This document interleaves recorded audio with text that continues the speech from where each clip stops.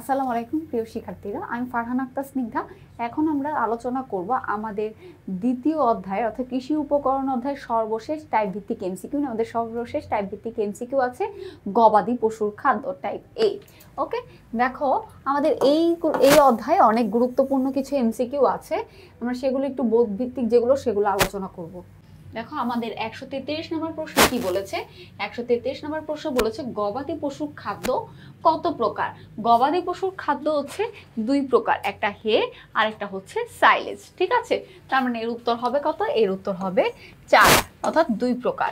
এরপর দেখো 134 number, silage তৈরিতে বায়ুরোধী অবস্থায় ঘাস সংরক্ষণ করলে নিচের কোনটি উৎপন্ন হয়। অর্থাৎ সাইলেজগুলো যখন তৈরি করব, সাইলেজ বায়ুরোধী অবস্থায় রাখবো যাতে বাতাস প্রবেশ করতে না পারে। এমন অবস্থায় ঘাস সংরক্ষণ করলে ঘাসে কি উৎপন্ন হয়? এটা হবে ল্যাকটিক অ্যাসিড। এটা হবে ল্যাকটিক অ্যাসিড। ওকে, তারপরে আমরা দেখব 35 নাম্বার, সবুজ ঘাস কাঁচা অবস্থায় সংরক্ষণ করাকে কি বলে। অর্থাৎ সবুজ ঘাস যখন তুমি কাঁচা এবং কি রসালো অবস্থায় সংরক্ষণ করবা, এটাকে বলা হয় সাইলেজ। ওকে, এটাকে বলা হয় সাইলেজ। এর পরের প্রশ্নে বলেছে একদম বইয়ের হুবহু যে প্রশ্নগুলো আছে, লাইনগুলো আছে, সেগুলো থেকে ডিরেক্ট কোশ্চেন করেছে। সাইলোপিটে 136 নাম্বার, সাইলোপিটে ঘাস রাখার পর ঘাস রাখার সময় কি ছিটিয়ে দিতে হয়? একটু ঝোলাকুর ছিটিয়ে দিতে হয়। কারণ কি, দেখো হে আর সাইলেজ সংকট মুহূর্তে আমরা গবাদি পশুকে দিতে পারি, তাই না? এই যে গবাদি পশুকে দিব, তো দীর্ঘদিন রাখার কারণে তাদের সারটা যাতে নষ্ট না হয়ে যায়, তার কারণে সার টিকে রাখার জন্য তুমি একটু ঝোলাগুড় দিতে পারো, যাতে পরবর্তীতে যে গবাদি পশু গ্রহণ করতে পারে। ওকে, সে যাতে খেতে পারে। 137 নাম্বার, হে তৈরির জন্য কোনটি বেশি উপযোগী? হে তৈরির জন্য আমরা সাইলেজ নিয়ে পড়েছি, এখন একটু হে নিয়ে পড়বো। হে তৈরির জন্য মাসকলাই বলেছে, ভুট্টা, নেপিয়ার, গিনি ঘাস, এটা হচ্ছে মাসকলাই। হে তৈরির জন্য মাসকলাই সব থেকে বেশি উপযোগী। মাসকলাই যে ফসল ঘাস আছে, সেই ঘাস থেকে তোমার সব থেকে বেশি ভালো হে তৈরি হবে। এরপরে বলেছে গাভীর 138 নম্বর প্রশ্নে বলেছে গাভীর রাফেজ জাতীয় খাদ্য কোনটি? গাভীর রাফেজ জাতীয় খাদ্য বলা হয় কাঁচা ঘাসকে।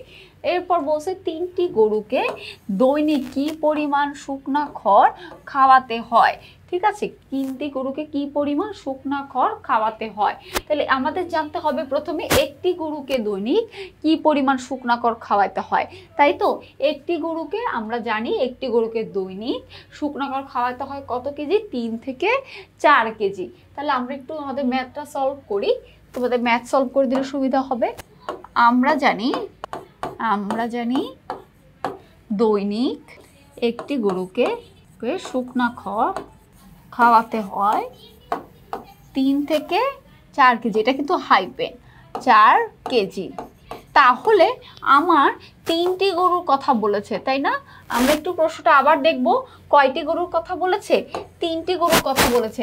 3টি গরুকে খাওয়াতে হয় 3 থেকে 4 ইন্টু 3। ওকে, সেকেন্ড ব্র্যাকেট দিব, তারপর হচ্ছে কেজি। এই এমসিকিউ গুলো তোমাদের কিন্তু রিটেনও আসে, সো ওইভাবে মনে রাখতে হবে। তাহলে 3 তিরিকা 9, 3 4 12, 12 কেজি। 9 থেকে 12 কেজি। তাহলে আমাদের এটা দেখবো অ্যান্সার কোথায় আছে। 9 থেকে 12 কেজি। আশা করি আমাদের প্রথম লাইনটা মনে রাখতে হবে, একটি গরুকে শুকনা খড় খাওয়াতে হয় দৈনিক শুকনা খড় খাওয়াতে হয়। এটা দৈনিক কথাটা উল্লেখ করবে। দৈনিক শুকনা খড় খাওয়াতে হয় 3 থেকে 4 কেজি। 3টি গরুকে শুকনা খড় খাওয়াতে হবে 3 থেকে 4 কেজি ইন্টু 3। আমাদের অ্যান্সার আসবে 9 থেকে 12। আমাদের অলরেডি 139-এর উত্তর পেয়ে গেছি, 9 থেকে 12 কেজি। ওকে, তারপরের আমরা চলে যাব সাইলেজ। আমরা 40 নম্বর প্রশ্নে যাব। সাইলেজ তৈরির সময় ভুট্টা গাছের শুষ্ক পদার্থের পরিমাণ কতটুকু? সাইলেজ তৈরির সময় আমরা জানি যে সাইলেজ কিসের জন্য দিতে হয়? সংকট মুহূর্তে গবাদি পশুকে দিতে হয়, গরুর ক্ষেত্রে। তাহলে ভুট্টা দিব সাইলেজের জন্য। ভুট্টা গাছ সব থেকে বেশি উপকারী। তাহলে এখন দেখো গাছের শুষ্ক পদার্থের মধ্যে কত পার্সেন্ট থাকতে হয়? শুষ্ক পদার্থের পরিমাণ হচ্ছে এখানে 10 থেকে 15, 20 থেকে 25, 30 থেকে 35, 40 থেকে 45, এটা হচ্ছে 40, 30 থেকে 35% শতকরা পরিমাণটা দিয়েছে এখানে শুষ্ক পদার্থের পরিমাণ। এটা একটু শুষ্কই থাকে, কারণ এটা যেহেতু পরবর্তী মৌসুমে এটা বা কোনো এটা রেখে দিতে হয় যাতে পরবর্তীতে কোনো সংকট মুহূর্তে গবাদি পশুকে খাওয়াতে হবে, এই কারণে। 141 নাম্বার বলছে নিচের কোনটি প্রস্তুতকৃত সাইলেজ বেশি পরিমাণে শক্তি যোগায়? একটা হচ্ছে ভুট্টা, জার্মান ঘাস, গিনি ঘাস, নেপালি ঘাস। নেপালি ঘাস আর জার্মান ঘাস দিয়ে মূলত তোমার হচ্ছে যে হে বা সাইলেজ তৈরি করা হয় না, হে তৈরি করা হয় ভুট্টা ঘাস দিয়ে, সরি সাইলেজ বলেছে ভুট্টা ঘাস দিয়ে বেটার হয়। আমরা এই প্রশ্নে অলরেডি দেখেছি ভুট্টা।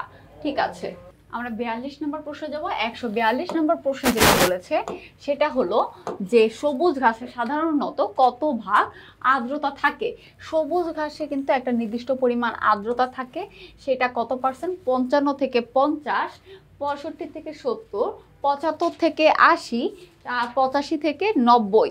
ঠিক আছে, আর্দ্রতার পরিমাণটা জানতে চেয়েছে, এটা হবে 75 থেকে 80 ভাগ তোমার কি থাকে? আর্দ্রতা থাকে। এরপর বললো 143, হে তৈরি করতে সবুজ ঘাসের আর্দ্রতা কত শতাংশে নামিয়ে আনতে হয়? দেখো আর্দ্রতা তো অনেক থাকে, এটাকে নামিয়ে আনতে হবে, কারণ কি এটা সংকট মুহূর্তের জন্য রেখে দিতে হবে। এটা তোমাকে সেভিংসের মতন, মনে করো টাকাটা যেরকম সেভিংসে রেখে দিই, ইউজ করবো পরে, এরকম জিনিসটা। তাহলে এখন তাহলে কত শতাংশের নিচে আনতে হবে? এটা হচ্ছে 20 শতাংশে নিয়ে আসতে হবে, না হলে কিন্তু পরবর্তীতে এটা যত বেশি আর্দ্র থাকবে তত বেশি এটা পচে যাবে, গবাদি পশু খেতে পারবে না। এরপর বলছে দানা জাতীয় খাদ্য। দানা জাতীয় খাদ্য কোনটি? দানা, রাফেজ বলেছে না, রাফেজ দানা জাতীয় খাদ্য না। আলফা নেপিয়ার এগুলো ঘাস, এটা হচ্ছে ব্লাড বিল হচ্ছে দানা জাতীয় খাদ্য। পরের কোশ্চেনে আমরা চলে আসবো। পরের কোশ্চেনে বলেছে 145 নম্বর প্রশ্ন বলেছে লিগিউম জাতীয় ঘাসে সাধারণত ঘাসের তুলনায় কোন খাদ্য উপাদানটা বেশি থাকে?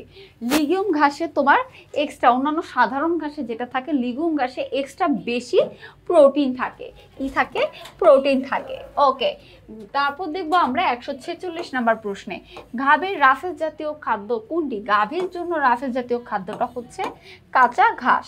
এরপর বলছে রাফেজ জাতীয় খাদ্যে প্রচুর পরিমাণে কোনটি থাকে? অর্থাৎ দেখো রাফেজ জাতীয় খাদ্যে সব থেকে বেশি পরিমাণটা কোন জিনিসটা থাকে? পরিমাণে আঁশ থাকে।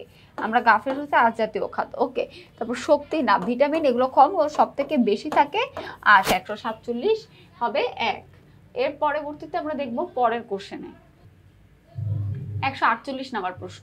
148 নম্বর প্রশ্ন বলেছে হে তৈরির জন্য উপযোগী হলো ভুট্টা, মাসকলাই, খেসারি। হে তৈরির জন্য মূলত আমাদের হচ্ছে এটা মূলত সাইলেজের ক্ষেত্রে হয়। ভুট্টা কিসে? সাইলেজ তৈরির জন্য ব্যবহৃত হয়। আমাদের কিন্তু ভুট্টা, মাসকলাই এই উপকরণগুলো কিন্তু জানতে হবে সাইলেজের জন্য নাকি হের জন্য। আর একটা হচ্ছে মাসকলাই আর হচ্ছে খেসারি, 2 আর 3 হচ্ছে আমাদের হে তৈরির জন্য, এটা সঠিক। এরপর আমরা একটা উদ্দীপক পড়ব। উদ্দীপকটা পড়ে দেখি যে কি বলছে। সাদিকের বাবার 5টি গরু আছে। প্রাণী সম্পদ কর্মকর্তা তাকে সাইলেজ তৈরির প্রক্রিয়া শিখালেন।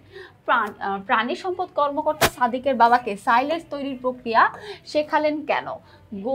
গরুর পানির চাহিদা মেটাতে, দানাদার খাদ্য সংরক্ষণের জন্য, সবুজ ঘাস সংরক্ষণের জন্য, খাদ্য ঘাটতি মেটাতে। এটা মূলত খাদ্য ঘাটতি, যখন খাদ্য থাকবে না, যখন কোনো সমস্যা হবে তখন যাতে ঘাটতি মেটাতে হে অথবা সাইলেজ এটা গ্রহণ করতে পারবে গবাদি পশু। তো এখানে মূলত সাইলেজের কথাটাই বলা হয়েছে। এরপরে আমরা দেখব 150 নাম্বার। 150 নাম্বার বলেছে যে সর্বশেষ কোশ্চেন আমাদের, যে বলেছে সাদিকের বাবা সাইলেজ তৈরির জন্য ব্যবহার করতে পারে ভুট্টা, নেপিয়ার, মাসকলাই। দেখো সাইলেজ তৈরির জন্য কোনটা? সাইলেজ তৈরির জন্য ভুট্টা ইউজ হয়, ঠিক আছে।